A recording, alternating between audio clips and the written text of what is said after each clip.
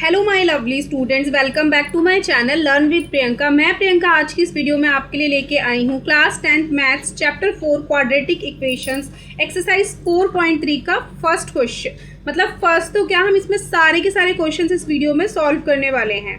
ठीक है, तो चलिए बिना टाइम को वेस्ट किए हम अपनी वीडियो को स्टार्ट करते हैं।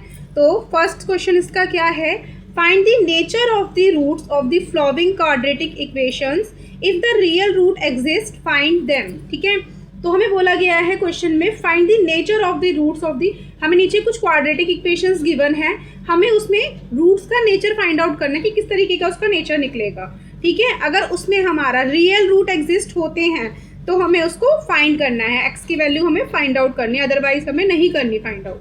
तो फर्स्ट क्वाड्रेटिक इक्वेशन हमें क्या गिवन है, 2x² minus 3x plus 5 is equals to 0। ठीक है, उसके लिए हम सबसे पहले क्या फाइंड आउट करेंगे, डिस्क्रिमिनेंट। ठीक है, डिस्क्रिमिनेंट यानी डी फाइंड आउट करेंगे, तभी जाके हमारा आंसर आ पाएगा।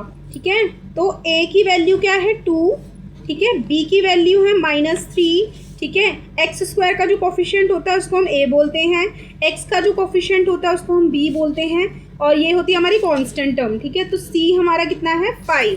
ठीक है, तो हम d की वैल्यू फाइंड आउट करते हैं, d हमारा कितना हो जाएगा b² माइनस 4ac। ठीक है, तो b यानी -3 का whole square minus 4 multiply by 2 multiply by 5। ठीक है, 3 3 ज़ा 9 माइनस 4 2 ज़ा 8 8 5 ज़ा 40।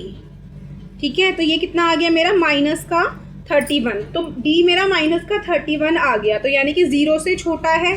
ठीक है, तो हम क्या लिखेंगे, d जो है वो 0 से छोटा है। ठीक है, d is less than 0, then no real roots exist. ठीक है, कोई भी रियल रूट एग्जिस्ट नहीं होगा। अगर रियल रूट एग्जिस्ट होता तो हम x की वैल्यू फाइंड आउट करते, तो इसमें हमें x की वैल्यू फाइंड आउट करने की कोई ज़रूरत नहीं है। नेक्स्ट पार्ट देखिए हमारा, 3x² minus 4√3x plus 4 is equals to 0। तो उसमें a की वैल्यू कितनी है 3, b की वैल्यू है -4√3 और c की वैल्यू है 4। ठीक है, तो हम इसमें d फाइंड आउट करते हैं, d हो जाएगा मेरा b² माइनस 4ac। ठीक है, तो d हो जाएगा मेरा -4√3 का whole square minus 4 multiply by 3 multiply by 4। ठीक है, तो कितना हो जाएगा ये मेरा 4 4 जा 16 होता है, एंड 3√3 मल्टीप्लाई बाय √3 3 ही होता है। ठीक है, माइनस 4 3 जा 12 12 4 जा 48। ठीक है, 48 एंड 16 3 जा कितना होता है 48 होता है, तो 48 माइनस 48 मेरा कितना आ गया 0। ठीक है, तो d की वैल्यू कितनी आ गई मेरी, d इज इक्वल्स में 0 आ गया। तो इट मीन्स क्या है, देखिए इसमें जब d की वैल्यू 0 आ जाती है तो 2 इक्वल रूट्स एग्जिस्ट होते हैं। ठीक है, दो बराबर मतलब सेम वैल्यूज़ के जो रूट्स वो हैं वो एग्जिस्ट होते हैं। ठीक है, तो हम क्या लिखेंगे, then 2 equal real roots exist. ठीक है, तो चलिए हम उसको फाइंड आउट करते हैं।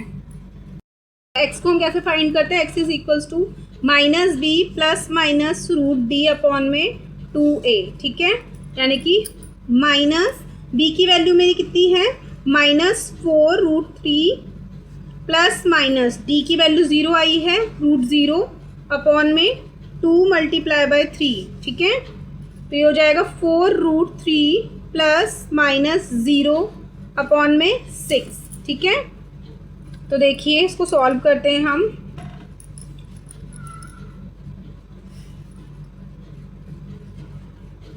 तो ये मेरा आ जाएगा 4√3 प्लस 0 अपॉन में 6, और दूसरा आ जाएगा 4√3 माइनस 0 अपॉन में 6।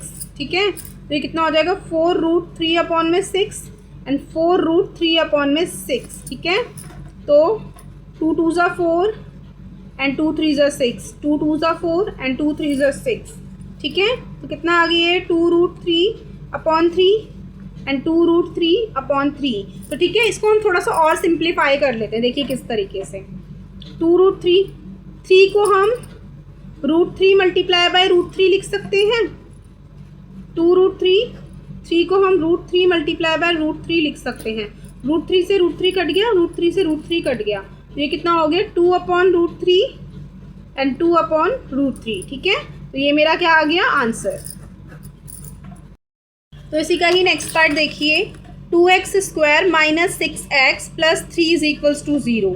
तो उसमें a मेरा कितना गिवन है 2, b = -6 गिवन है एंड c = 3 गिवन है। तो हम इसमें d फाइंड आउट करना है। d मेरा कितना हो जाएगा b² - 4ac। ठीक है, तो d की वैल्यू आ जाएगी मेरी, b कितना है -6 का whole square -4 multiply by 2 multiply by 3, 6 6 36 -12 और 36।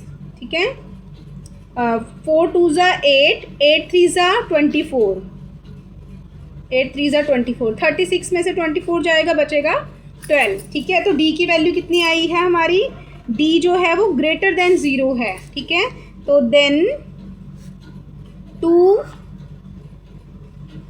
Distinct real roots exist. ठीक है, दो अलग अलग रियल रूट्स हमारे फाइंड आउट होंगे। तो चलिए उसको हम फाइंड करते हैं।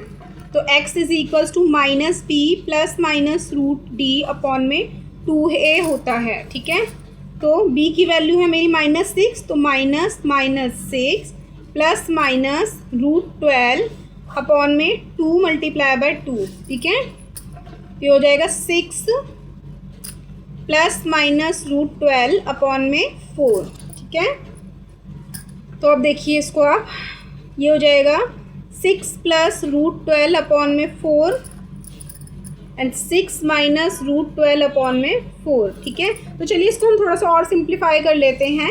हम 12 का अगर एलसीएम लेंगे तो कितना हो जाएगा, 2 6 = 12, 2 3 = 6 एंड 3 1 = 3। ठीक है, तो देखिए 6 प्लस, इसको मैं ऐसे भी लिख सकती हूँ, इन दोनों का पेयर बन रहा है तो 2√3 में 4। ठीक है, और 6 माइनस 2√3 में 4, तो ये रहा मेरा आंसर। तो इसको हम थोड़ा सा और सिंप्लीफाई कर लेते हैं। देखो इसमें से हम कुछ कॉमन ले सकते हैं, हम इसमें से 2 कॉमन ले सकते हैं। ठीक है, 2 कॉमन ले लेंगे तो अंदर बचेगा 3 प्लस √3 में 4, 2 कॉमन ले लेंगे 3 माइनस √3 में 4। ठीक है, 2 1 = 2, 2 2 = 4, 2 1 = 2, 2 2 = 4। ठीक है, तो ये कितना हो जाएगा 3 प्लस √3 में 2, 3 माइनस √3 में 2। ठीक है, तो ये रहा मेरा आंसर। तो इसी का ही नेक्स्ट पार्ट देखिए, नेक्स्ट क्वेश्चन देखिए, find the values of k for each of the following quadratic equations so that they have 2 equal roots. ठीक है, find the values of k, इसमें हमें k की वैल्यू फाइंड आउट करनी है। ठीक है, जिससे कि वो क्या हो, equation quadratic equation so that they have 2 equal roots, कि इनके 2 इक्वल रूट्स होने चाहिए। तो 2 इक्वल रूट्स हमारे कब होते हैं, जब d = 0 होता है। ठीक है, d को 0 के इक्वल रख के हम k की वैल्यू फाइंड आउट करेंगे। तो देखिए सबसे पहले a हमें कितना गिवन है 2, b हमें गिवन है k एंड c गिवन है हमें 3। ठीक है, तो d की वैल्यू क्या हो जाएगी b² - 4ac। ठीक है, तो b मेरा है k² - 4 multiply by 2 multiply by 3। ठीक है, तो k² - 4 2 = 8, 8 3 = 24 हो जाता है।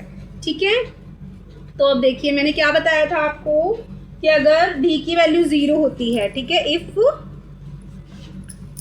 d = में 0 होता है then 2 equal real roots exist. ठीक है, तब 2 इक्वल रियल रूट्स एग्जिस्ट होते हैं। ठीक है, तो हम यहाँ पे k की वैल्यू को 0 रख देते हैं, k² - 24 = 0 रख देते हैं। ठीक है, तो k² कितना हो जाएगा मेरा 24 आ जाएगा। ठीक है, तो 24 आ गया। तो देखिए k = √24, तो एक k तो मेरा आ जाएगा प्लस माइनस 24 हो जाएगा। तो 24 का हम एलसीएम लेंगे तो क्या हो जाएगा, 2 1 = 2, 2 2 = 4, 2 6 = 12, 2 3 = 6, 3 1 = 3। ठीक है, तो इन दोनों का पेयर्स बनाऊंगी तो कितना हो जाएगा मेरा 2 ठीक है, ये तो मेरा बाहर निकल जाएगा 2√6, ठीक है, 2√6। तो एक मेरा k आया है प्लस का 2√6, ठीक है, एक आएगा माइनस का 2√6। तो ये मेरा हो जाएगा आंसर। तो अब इसी का ही नेक्स्ट पार्ट देखिए, kx ब्रैकेट में x minus 2 plus 6 is equals to 0। तो ये मेरा कितना हो जाएगा, kx स्क्वायर, ठीक है, minus 2kx plus 6 is equals to 0, ठीक है। तो a की वैल्यू कितनी हो जाएगी मेरी k, b की वैल्यू हो जाएगी माइनस 2k एंड c की वैल्यू हो जाएगी मेरी 6, ठीक है। तो अब मैं d फाइंड आउट करती हूँ। d होता है मेरा b स्क्वायर माइनस 4ac, ठीक है, यानी कि माइनस 2k का whole square minus 4 multiply by k multiply by 6, ठीक है। तो 2 2 ज़ा 4k स्क्वायर माइनस 24k हो जाएगा ये, ठीक है, 24k हो जाएगा ये। तो अब देखिए इसको हम 0 के इक्वल्स रखते हैं, 4k square minus 24k is equals to 0 रखेंगे। तो देखिए इन दोनों में से 4 को कॉमन ले लेते हैं हम, 4k को कॉमन ले लेते हैं। तो अंदर क्या बचेगा मेरा, k minus 6 is equals to 0, ठीक है। तो एक हम रखते हैं 4k इज इक्वल्स टू 0 और एक रखते हैं हम k minus 6 is equals to 0, ठीक है। तो k इज इक्वल्स टू कितना आ जाएगा, 0। तो 0 तो मेरा नहीं हो सकता, ठीक है। तो k इज इक्वल्स टू 6 को हम अपना आंसर मान लेंगे। इसी का ही नेक्स्ट क्वेश्चन देखिए, क्वेश्चन नंबर 3। इसमें क्या है, is it possible to design a rectangular mango grove whose length is twice its breadth and the area is 800 metre square, ठीक है। कह रहे हैं क्या ये पॉसिबल है कि हम एक रेक्टेंगुलर मैंगो ग्रूव बनाएं, ठीक है, रेक्टेंगुलर मैंगो ग्रूव बनाएं, ठीक है। तो whose length is twice its breadth, जो लेंथ है ना, लेंथ ये होती है, लेंथ जो है वो ब्रेथ की ट्वाइस है। तो अगर मैं ब्रेथ को x मान लूँ तो लेंथ मेरी कितनी हो जाएगी 2x, ठीक है, और एरिया कितना गिवन है मेरा 800 मीटर स्क्वायर, ठीक है। अब जैसे कि हमें पता है, ये देखिए एज वी नो कि अगर d जो है वो बड़ा है 0 से, ठीक है, d इज़ ग्रेटर देन 0, तब हमारे 2 डिस्टिंक्ट रियल रूट एग्जिस्ट होंगे, ठीक है। और अगर d जो है वो इक्वल है तो 2 इक्वल रियल रूट्स एग्जिस्ट होंगे, और d जो है वो छोटा है 0 से, तो कोई भी रियल रूट एग्जिस्ट नहीं होगा। तो इन दो कंडीशंस में आंसर मेरा पॉसिबल होगा, ठीक है, बट इस कंडीशन में मेरा आंसर पॉसिबल नहीं होगा, ठीक है। तो चलिए इसको हम एक क्वाड्रेटिक इक्वेशन बना के इसको हम सॉल्व करते हैं। तो देखिए सबसे पहले लेट ब्रेथ इज इक्वल्स में x मान लेते हैं हम, ठीक है, और लेंथ मेरी कितनी हो जाएगी इज इक्वल्स टू 2x, ठीक है। तो एरिया ऑफ रेक्टेंगल कितना होता है, एरिया ऑफ रेक्टेंगल कितना होता है, l मल्टीप्लाई बाय b यानी x मल्टीप्लाई बाय 2x यानी कि 2x का होल स्क्वायर, ठीक है। और एरिया ऑफ रेक्टेंगल हमें कितना गिवन है 800, ठीक है, 800 गिवन है। तो अब देखिए 2x स्क्वायर ये इधर आके माइनस का हो जाएगा, 800 इज इक्वल्स टू 0, ठीक है। तो देखिए हमें 2x square minus 800 is equals to 0 simple form में गिवन है, ठीक है। तो हम क्या करते हैं 2x square is equals to 800 कर लेंगे, क्योंकि यहाँ पे आके प्लस का हो जाएगा, यानी कि x square is equals to 800 upon 2 यानी कि 400। x स्क्वायर कितना हो जाएगा मेरा 400 हो जाएगा x स्क्वायर, ठीक है। तो x हो जाएगा मेरा रूट 400, ठीक है। तो रूट 400 की वैल्यू कितनी होती है 20 किसमें गिवन है हमें ये मीटर में, 20 मीटर हमारी क्या आ गई ब्रेथ की वैल्यू आ गई, ठीक है। तो ब्रेथ की वैल्यू कितनी आ गई मेरी 20 मीटर्स, ठीक है। तो लेंथ कितनी हो जाएगी 2 मल्टीप्लाई बाय x, ठीक है, यानी कि 2 मल्टीप्लाई बाय 20 यानी कि 40 मीटर्स, ठीक है, 40 मीटर्स। तो ये हो गया मेरा answer. Is the following situation possible? If so, determine their present ages. The sum of the ages of two friends is 20 years.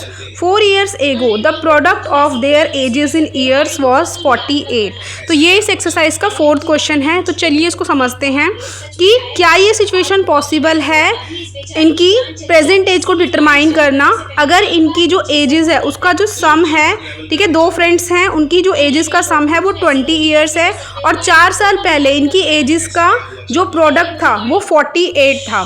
ठीक है, तो ये क्वेश्चन मैं आपको होमवर्क के लिए दे रही हूँ, तो आप इसको ज़रूर सॉल्व कीजिएगा। और इसी का ही नेक्स्ट क्वेश्चन है question number 5। Is it possible to design a rectangular park of perimeter 80 metre. ठीक है, क्या ये पॉसिबल है कि एक रेक्टेंगुलर पार्क हम डिज़ाइन करें जिसका पेरीमीटर 80 मीटर हो और जिसका एरिया हो 400 metre square. If so find the length and breadth. अगर पॉसिबल है तो आप उसकी लेंथ और ब्रेथ को फाइंड आउट कीजिए। तो ये क्वेश्चन भी मैं आपको होमवर्क के लिए दे रही हूँ। तो अगर आपको समझ में आए और अगर मेरी ये वीडियो आपको अच्छी लगी हो तो कमेंट सेक्शन में ज़रूर बताइएगा और मेरे चैनल को लाइक, शेयर एंड सब्सक्राइब कीजिए। मिलते हैं अपनी नेक्स्ट वीडियो में, तब तक के लिए बाय बाय।